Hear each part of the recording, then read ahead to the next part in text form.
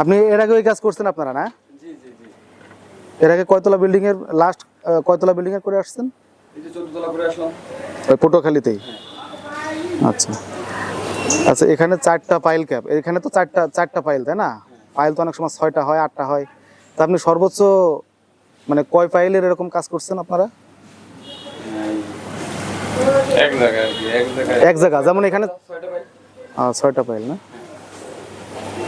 আচ্ছা, এই এই এই পানি যে উঠছে, এটা কি বৃষ্টির পানি নাকি এমনি সাইড দিয়ে আসছে, মাটি থেকে আসছে? এগুলো বৃষ্টির পানিও আছে, সাইড থেকেও আসছে। ও আচ্ছা, এই লেভেল থেকে এই যে এক্সিস্টিং মানে রোড লেভেল থেকে এটা কয় ফিট নিচে আছে কন্ট্রাক্টর ভাই? 8 ফিট না? আচ্ছা 8 ফিটে তো পানি ওঠার কথা না, কিন্তু এখানে কি উঠছে না বর্ষাকাল তাই? এটা বৃষ্টির পানি, আমার পানি তেমন ওঠে না এখানে, বৃষ্টির দিন তো। আবার এখানে কথা আছে, এই জায়গাটা নিচে ছিল তো, আমার কি 1-1.5 ফিট আমার ভিডি ভ্যালু ফেলাইছে। আচ্ছা, ওই ভিডি ভ্যালু তো পানি সরে না, ভিডি ভ্যালুতে পানি নিষ্কাশন হয় না, ভিডি ভ্যালুর ভিতরে পানি জমে থাকে। ও আচ্ছা আচ্ছা, আমার এই ভিডিওটি যারা দেখছেন, আমি ইঞ্জিনিয়ার শিমুল, আমি সয়েল নিয়ে কাজ করি।